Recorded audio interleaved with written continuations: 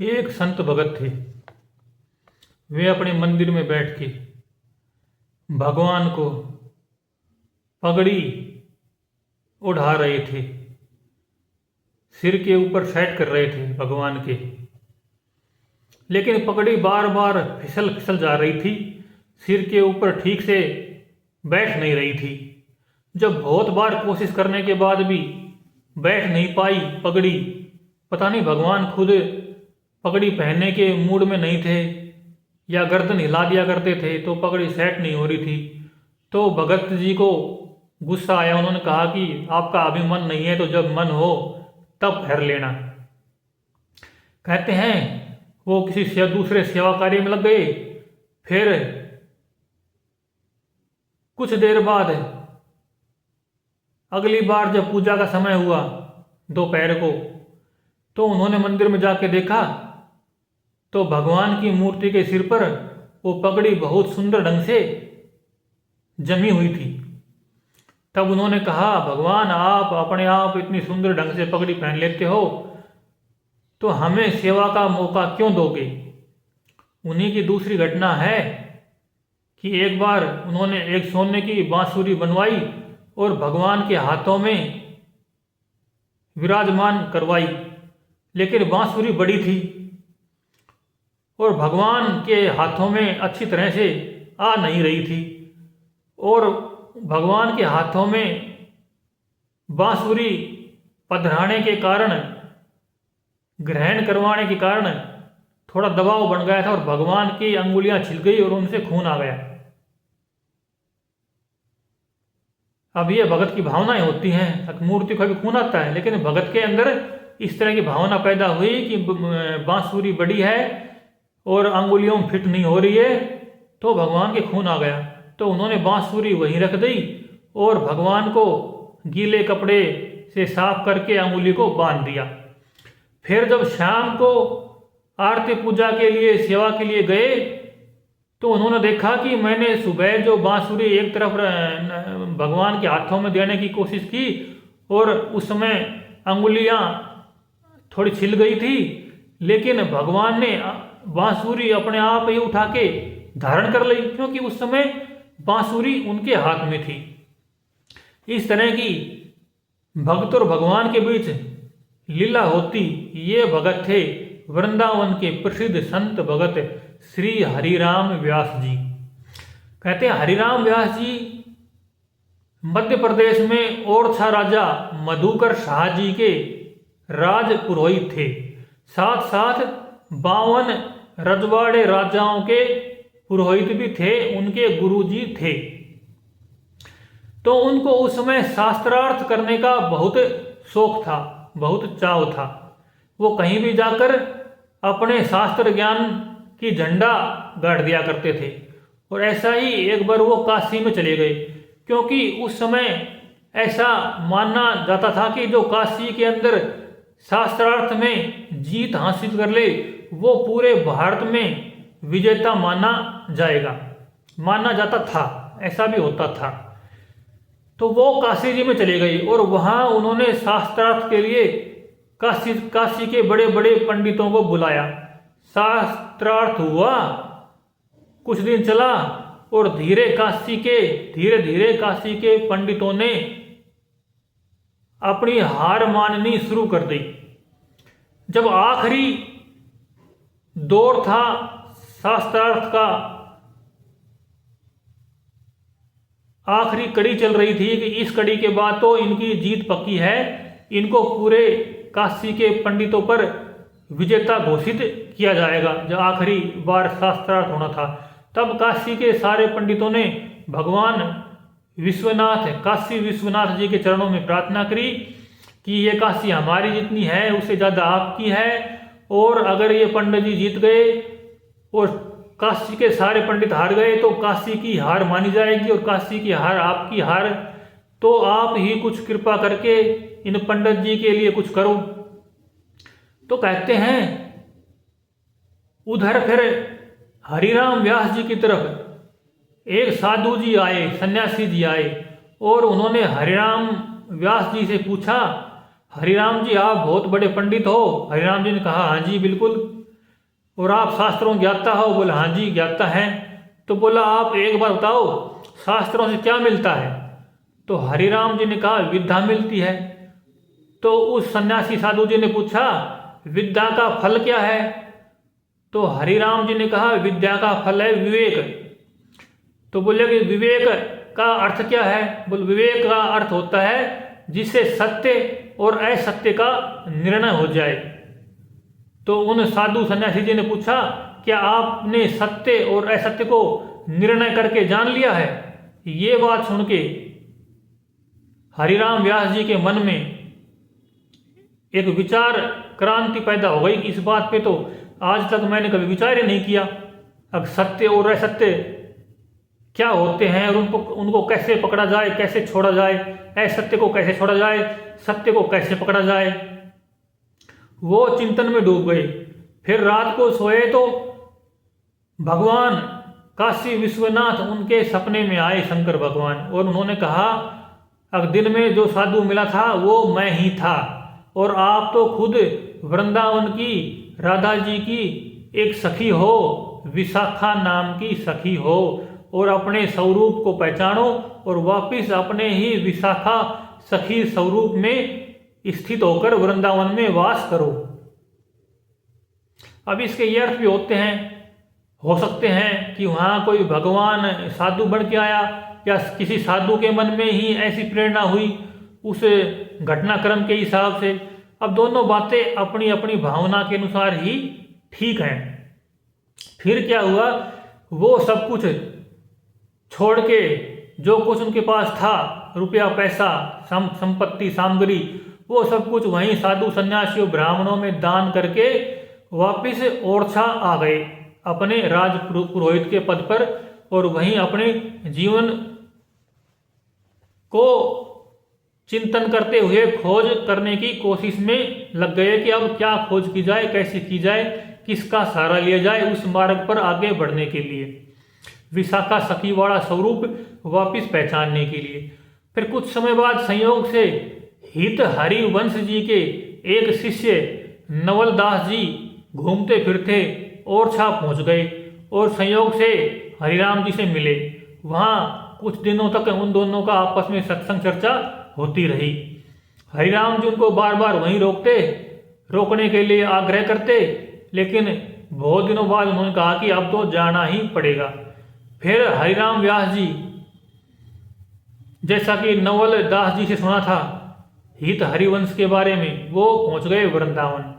जब वो वृंदावन पहुंचे तब उन्होंने कहा कि मैं आपसे कुछ पूछने आया हूँ, कुछ सत्संग चर्चा करनी है, वृंदावन, राधा कृष्ण, इन सब विषयों पर, भक्ति पर, प्रेम पर।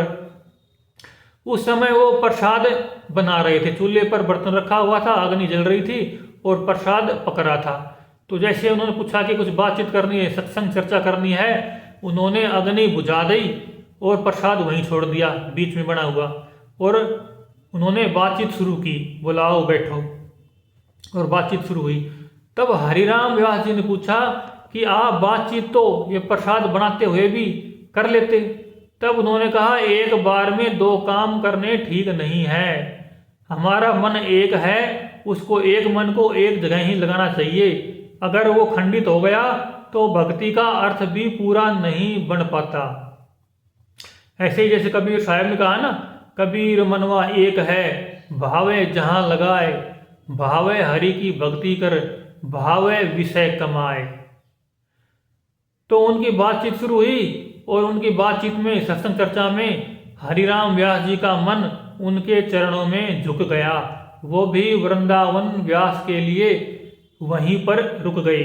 उन्हीं से गुरु मंत्र लिया, गुरु दीक्षा ली और वहीं वृंदावन क्षेत्र के किसी कोने में एक जगह रहने लगे।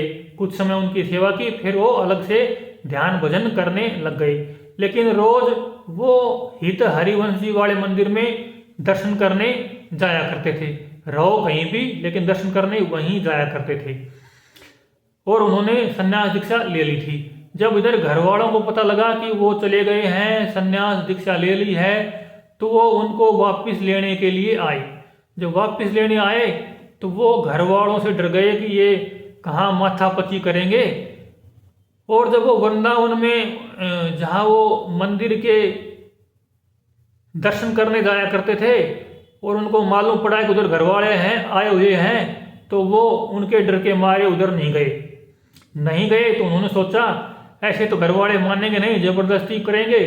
तो वो यमुना किनारे गए और एक गधा पकड़ा और मुंह काला किया और मंदिर की ओर चल पड़े। जब मंदिर की ओर चल पड़े तब उनको घरवाले मिल गए। तब घरवालों ने देखा कि इन्होंने क्या हाल बना रखा है। तब उन्होंने कहा कि हम तो वृंदावन के पागल हो गए हैं, अगर हमें वृंदावन के मंदिर में दर्शन ही नहीं मिलते तो इससे अच्छा है कि हमारा मुंह काला हो जाए, तो इसलिए हमने मुंह काला ही कर लिया। फिर कहते हैं कि वो वृंदावन में दर्शन तो कराए, लेकिन घरवालों ने उनका पीछा किया।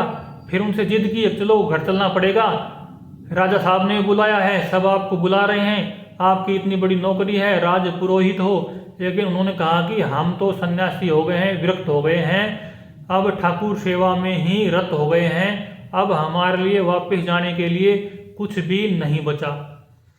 लेकिन घरवाले नहीं माने, उनका पीछा करने लगे। तब उन्होंने क्या किया, एक सफाई वाली बाई जी थी जो झाड़ू निकालने आती थी, वो टोकरी में ठाकुर जी का बचा हुआ प्रसाद लेकर जा रही थी। तो उनके घरवालों के सामने ही श्री हरिराम व्यास जी ने उनकी टोकरी से प्रसाद उठा के खा लिया। उधर वो माताजी बाई जी उनको मना कर पाती, अरे आप क्या कर रहे हो, मैं तो बहुत निम्न जाति की हूँ, आप इतने बड़े पंडित हो, विरक्त हो। तब उन्होंने कहा वृंदावन में तो सब भगवान के ही हैं, यहाँ कौन सी जाति पाति है। लेकिन जब उनके घर वालों ने देखा कि ये तो जात पात छुआछूत से बाहर हो गए हैं, उस समय जात पात छुआछूत का बहुत असर था, तो उनके घर वाले घृणा के भाव से वापिस चले गए। फिर बाद में कहते हैं कि वहाँ राजा साहब भी आए, उनको मनाने की कोशिश की, ले जाने की कोशिश की। तब वो वृंदावन के पेड़ों से लताओं से लिपट लिपट कर रोने लगे और कहने लगे ये हमारे माता पिता हैं, ये हमारे भाई बंधु हैं, इनको छोड़ के हम कहाँ जाएं। और उनकी इन तरह की भावनाओं को देखकर राजा मधुकर शाह भी द्रवित हो गए और उनको फिर निवेदन करके चले गए और बोले कि मैं आपके दर्शन करने तो जरूर आता ही रहूँगा, उसको तो मैं नहीं छोड़ सकता। आप तो मेरे से राजपुरोहित पद से निकलकर यहाँ आ गए हो, वो तो पद आपका आप अपना नहीं रहे हो, मेरे से अलग हो गए हो, लेकिन मैं आपके दर्शन करने यहाँ जरूर आऊँगा। फिर उनको कहते हैं एक बार सपने में कृष्ण भगवान ने दर्शन दिए और कहा कि मैं वन क्षेत्र के उस कुएं में हूँ और मेरे को निकाल लो। तो इन्होंने पूछा कि आप अकेले हो कि राधा जी के साथ हो। तब कृष्ण भगवान ने कहा राधा जी के साथ हैं, क्योंकि इनकी भावना थी राधा जी के अंदर विशेष प्रीति होनी चाहिए, बिना राधा जी के तो कृष्ण का अर्थ पूरा बनता ही नहीं है। फिर उन्होंने उस कुएं से ठाकुर जी को, राधा जी को, जुगल किशोर जोड़ी को निकाल लिया और उनका एक मंदिर बनाकर सेवा कार्य करने लगे। क्योंकि उनके पास राजा मधुकर शाह आया करते थे और उनके पिछले जो शिष्य थे 52 रजवाड़ों के राजा, वो भी आया करते थे, तो उनके पास अन्य धन की कोई कमी नहीं थी, तो ठाकुर सेवा में कोई कमी नहीं थी। वहाँ वो ठाकुर सेवा भी करते, जुगल किशोर जी को विराजित कर लिए थे, सेवा होती, साथ साथ संतों की सेवा भी होती है। हरिराम व्यास जी संतों की सेवा के भी बहुत प्रिय थे, संतों को भी वो भगवान का रूप ही मानते थे और उनके वहाँ बहुत सारे संत रुकते थे, भंडारा पाते, भोजन पाते और भगवान के दर्शन करते हैं। उनके मंदिर वाले भगवान के, यूँ तो वृंदावन में बहुत सारे मंदिर होते हैं, कहीं भी दर्शन कर सकते हैं, सबके अपने अपने ठाकुर जी हैं, कुछ अपने ठाकुर जी को अपने साथ भी रखते हैं। लेकिन जो संतों के बनाए हुए पिछले समय से आए हुए, वैसे भी कृष्ण भगवान के, राधा जी के या शिव जी के भी मंदिर वृंदावन में हैं ही। तो ऐसा करते हुए समय बीतता गया। फिर कुछ समय बाद उनकी पत्नी जी ने सोचा कि हम अकेले घर पर रह के क्या करेंगे, वो वहाँ हैं तो चलो ना उन्हीं के साथ रहेंगे, अपना भी वृंदावन वास हो जाएगा, संतों की सेवा हो जाएगी, ठाकुर जी की सेवा हो जाएगी। तो उनकी पत्नी भी अपने 3 बच्चों को लेकर वहाँ आ गई। तो हरिराम व्यास जी ने उनको पहले ही बोल दिया साफ साफ कि हमारा आपका घर का कोई रिश्ता नहीं रहेगा, आप यहाँ दूसरे सेवकों की तरह से ही सेवा करो। लेकिन उनकी पत्नी जी जो थी, राज पुरोहित की पत्नी थी, उनके पास राजाओं के द्वारा दी हुई बहुत सारी भेंट सामग्री आती थी। तो वो एक संदूक में कुछ सोने चांदी के गहने लेकर भी आई थी, क्योंकि कीमती चीज़ तो साथ ही रखी जाती है ना, छोड़ के कौन जाए। फिर उनका मन पक्का हो गया था कि वृंदावन में ही रहना है, हरिराम व्यास जी की सेवा में ही रहना है, ठाकुर जी की सेवा में रहना है। तो वो कुछ समय रहते हुए हो गया, तब उनको महसूस हुआ हरिराम व्यास जी को कि इनका मन तो उन सोने चांदी के गहनों की सुरक्षा में लगा रहता होगा और इनको ठाकुर सेवा में कहीं ना कहीं विघ्न तो पड़ता होगा। ऐसा विचार करके उन्होंने एक युक्ति सोची, किसी न किसी बहाने से इनके मन का जो बोझ है ये सोना चांदी का, इसको हटाया जाए, ताकि ये आराम से खुले मन से ठाकुर जी की, कृष्ण भगवान राधा जी की सेवा कर सके। तो एक बार संयोग से क्या हुआ, वो संतों की पंगत में, सारे संत एक ही लाइन में पंगत में बैठ के भोजन करते हैं ना, तो भोजन कर रहे थे। तो जैसे ही हरिराम जी के पास वो दूध परोसने गई, दूध सबको ही परोसना था भोजन के समय, भोजन के बाद या भोजन के साथ, जैसा भी वहाँ का नियम था, व्यवस्था थी। तो संयोग से हरिराम जी के बर्तन में, पात्र में दूध के साथ साथ कुछ मलाई गिर पड़ी।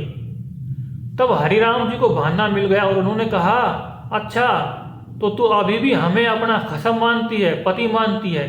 तेरे को कहा था कि हमारा तुम्हारा पति पत्नी का रिश्ता नहीं रहेगा, यहाँ तो ठाकुर सेवा करनी पड़ेगी, संत सेवा करनी पड़ेगी, लेकिन तुम्हारा मन नहीं बदला और तुम वैसा ही करती हो। और ये पंगत लगी हुई है संतों की, पंगत में भेद करती हो, सारे संतों को एक जैसा नहीं मानती हो। चलो आज से तुम्हें ठाकुर जी की सेवा का कोई अधिकार नहीं मिलेगा, तुम बस भोजन करो और गेट के बाहर रहो। और उनको अलग कर दिया और सेवा किसी और को दे दी। फिर उनकी पत्नी जी ने बहुत दुख माना और खाना पीना बंद कर दिया और वहीं अनशन करके बैठ गई। फिर सबने समझाया कि ये गलती से दूध में मलाई आ गई थी, जानबूझ के इसने मलाई नहीं डाली थी, आप कृपा करके वापस इनको ठाकुर सेवा में रखो। तब उन्होंने कहा कि शर्त एक है, इस गलती का प्रायश्चित करने के लिए एक पूरा झरा भंडारा करे, पूरे वृंदावन का झरा भंडारा करे, जहां पूरे वृंदावन के साधु सन्यासी आ जाएं। तब उन्होंने हाँ कर ली और सारा सोना चांदी बेच के एक बहुत बड़ा झरा भंडारा किया गया। क्योंकि वो राजाओं के राजपुरोहित थे, 52 रजवाड़ों के गुरु थे, तो उनके पास काफ़ी भेंट पूजा इकट्ठी हो गई थी। तो उसमें पूरे वृंदावन के जितने भी साधु सन्यासी थे सब आए और भोजन प्रसाद पाए और पाकर ठाकुर जी की, राधा जी की जय जयकार करते हुए और साथ में बचा हुआ प्रसाद भी लेकर गए। फिर कहते हैं एक बार उनके पास एक भोले से ठाकुर जी आए, उनका मन संत सेवा में बहुत था, वो चाहते थे कि संत हमारे पास ही बने रहें, यहीं रहें, यहीं सत्संग करें, कीर्तन करें, ठाकुर जी के दर्शन करें, भोजन प्रसादी पाएं। लेकिन एक संत जी थे जो स्वभाव से, मन से बहुत भोले थे, लेकिन उनका कुछ समय बाद मन हुआ और कहीं घूमने जाने का। ऐसे साधु संत होते हैं, परिव्राजक होते हैं, ये घूमते फिरते रहते हैं, जिनको घूमने फिरने का स्वभाव होता है उनका मन एक जगह नहीं लगता। इस तरह उन्होंने कहा कि आप हमें हमारी भेंट पूजा दे दो, ठाकुर सेवा दे दो और हम अपनी यात्रा पर आगे बढ़ते हैं। तो वो संत जी बहुत भोले भाले थे और ये हरिराम व्यास जी संत सेवी भी थे, थोड़े मजाकिया टाइप में भी थे। तो उन्होंने क्या किया, उनके जो ठाकुर जी थे, शालिग्राम जी थे या लड्डू गोपाल थे, जो भी थे, उनको जहाँ वो उनकी एक टोकरी से होती है उसमें वो रखते हैं, उनको ठाकुर जी को सजा के किसी बहाने से एक तरफ करवा के उनके ठाकुर जी को निकलवा लिया और टोकरी ढक के उनको उस टोकरी में एक चिड़िया बंद करके दे दी। और उन्होंने कहा कि हमारे ठाकुर जी आपको जाने नहीं देते हैं, आप यहीं रहो। फिर जब वो टोकरी में बंद की हुई चिड़िया लेकर आगे कहीं गए यमुना की तरफ, यमुना में स्नान किया, और जैसे उन्होंने ठाकुर सेवा के लिए अपनी टोकरी खोली, वहाँ ठाकुर जी तो थे नहीं, और टोकरी खोलते ही फुर्र से चिड़िया उड़ गई। फिर वो भोले भाले संत वापिस आए और उन्होंने कहा कि आज तो गजब हो गया। बोल क्या हुआ? बोला हमारे ठाकुर जी तो चिड़िया बन के उड़ गए। बोला जी ऐसा कैसे हो सकता है, ठाकुर जी चिड़िया बन कैसे उड़ेंगे? तो बोले उड़ के कहाँ गए होंगे? तो बोलो कहीं उड़ के यहीं तो नहीं आ गए, देखो हमारे मंदिर में जाके।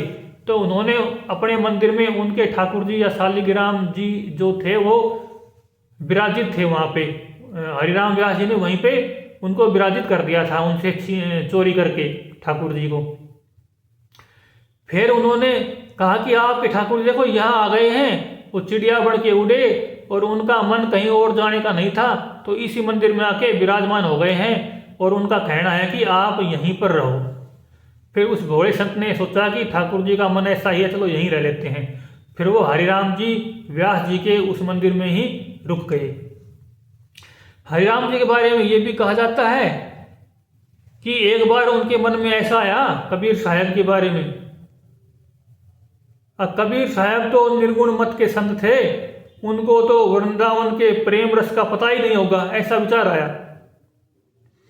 कबीर साहब ने तो मूर्ति पूजा का खंडन किया है, निर्गुण भक्ति की है, लेकिन वृंदावन का जो प्रेम रस है, उनको प्रेम रस का स्वाद कैसे मिला होगा?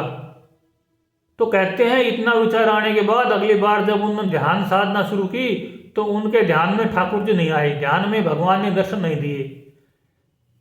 फिर एक बार नहीं दिए, दो बार नहीं दिए, 2-3 दिन हो गए, ठाकुर जी ध्यान में आए नहीं।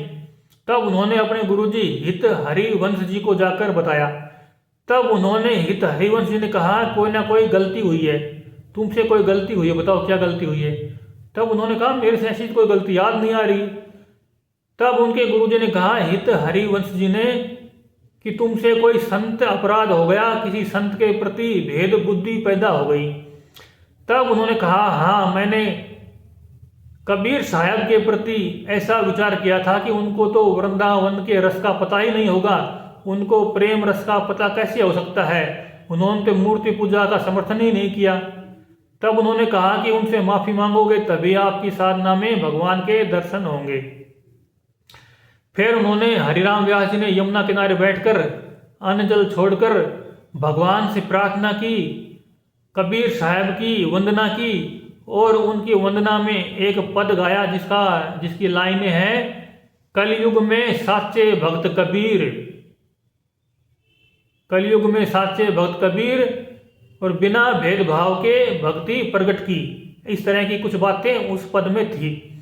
फिर उनकी प्रार्थना, हृदय की पुकार, आंखों के आंसू, उस अवस्था को देखकर कहते हैं कबीर साहब और कृष्ण भगवान दोनों एक साथ प्रकट हुए और उसके बाद उनकी भगवान की दर्शनों की लीला फिर से चल पड़ी। तो जैसा कि हरिराम व्यास जी संतों के प्रति बहुत श्रद्धा भाव रखते थे, संतों को ठाकुर जी का रूप मानते थे, तो कहते हैं कि जब उनकी बेटी बड़ी हुई, 2 बेटे थे, 2 या 3 बेटे थे उनके, बेटी जब बड़ी हुई, 1 बेटी थी, 3 बेटे थे, 1 बेटी थी। जब बेटी बड़ी हुई तो उनकी शादी तय कर दी गई, बारात आ गई।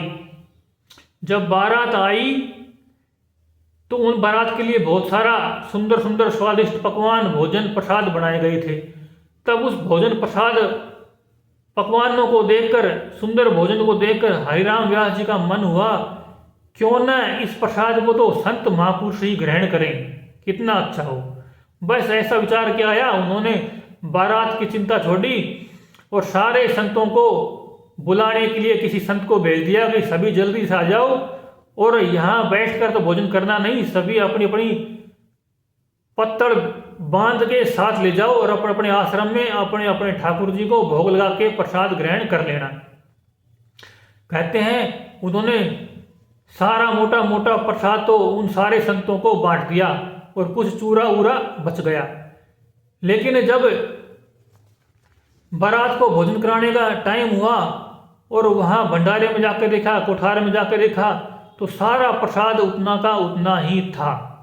ये कहानी भी उनकी भक्ति की जीवन लीलाओं में सुनाई जाती है। फिर ये भी कहा जाता है कि जब उनकी बेटी की शादी हो गई, फेरे वेरे हो गए, विदाई का टाइम हुआ, तो हरिराम व्यास जी कहीं निकुंजों में जाके छुप गए, पास में ही, अड़ोस पड़ोस में ही कहीं पे। तब उनकी बेटी विदाई के समय अपने पिताजी को ढूंढने लगी, अगर मैं पिताजी से भी विदाई लेके जाऊं, तो वो मिले नहीं। फिर ढूंढने पर थोड़ी देर में वो मिल गए। तो मिलते उन्होंने कहा, बेटे ने पूछा, पिताजी मैं जा रही हूँ, प्रणाम, आप मेरे को विदा करें ससुराल जाने के लिए। तो पिताजी ने कहा, अरे तू कहाँ जा रही है? इस पवित्र वृंदावन को छोड़ के तू भोग भोगने जा रही है? ऐसी दो चार बातें उन्होंने सुनाई। उनकी बेटी में भी भक्ति भावना थी, आधी भक्ति थी, आधा संसार से भी थोड़ा जिम्मेदारियों के प्रति जिम्मेदारी थी। लेकिन उनकी बात सुन के, हरिराम व्यास जी का वृंदावन प्रेम देख के, उनकी बेटी ने उसी समय अपने सारे शादी के कपड़े गहने उतार दिए और उन्होंने कहा, ठीक है पिताजी, आपने मेरे को बहुत अच्छी शिक्षा दी है कि वृंदावन में आने के बाद कोई यहाँ से जा नहीं सकता, और आज से मैं भी ठाकुर जी की सेवा में आजीवन वृंदावन में ही वास करूँगी, उनका ध्यान सेवा पूजन करूँगी। और वो हमेशा के लिए वहीं रुक गई। वृंदावन की वासनी थी और वहीं की स्थायी वृंदावन वासनी हो गई, वहीं वास किया। और उन्होंने ध्यान साधना करते करते श्री राधा कृष्ण जी के दर्शन किए, अपना जीवन सफल किया। तो ऐसे हरिराम व्यास जी ने भी ऐसे मौके पर उनको रोका, शादी करने से पहले नहीं कहा, क्योंकि उन्होंने देखा कि जिसका सच्चा मन होगा वो तो सही मौके पर ही रुक सकता है। अगर कच्चा मन होगा तो बीच में रोकेंगे तो पता भी नहीं चलेगा कि मन सच्चा है कि कच्चा है। लेकिन जिसको अपने इष्ट से प्यार है, वे अपने इष्ट के लिए सभी भक्तों को उधर ही मोड़कर उन्हीं की सेवा में लगाना चाहते हैं। ये भक्तों का अपने हृदय का भाव होता है। ऐसे ही हरिराम व्यास जी महाराज वृंदावन के एक सगुण लीला के महत्वपूर्ण संत थे। कहते हैं कि हरिराम व्यास जी, हरिदास जी और हित हरिवंश जी, ये तीनों ही एक त्रिकोण थे उस समय, एक ही समय में, जो कि लीलाओं को प्रकट करने वाले, लीलाओं का गुणगान करने वाले, सगुण वाणियों को प्रकाशित करने वाले। हरिराम व्यास जी तो विशाखा सखी के अवतार माने जाते हैं। जो राधा जी की 9 सखियां हैं, 8 सखियां हैं, 8 में से विशाखा सखी के अवतार माने जाते हैं। हरिदास जी बांके बिहारी जिन्होंने प्रकट किया, वो ललिता सखी के अवतार माने जाते हैं। और जो हित हरिवंश जी थे, वो खुद कृष्ण भगवान की होठों की बांसुरी के अवतार माने जाते हैं। तो ये तीनों संत ही राधा जी के, कृष्ण जी के निज जन थे, और इन्होंने उस टाइम पर सगुण भक्ति का प्रचार किया, अपनी नई सगुण वाणियाँ प्रकाशित करके।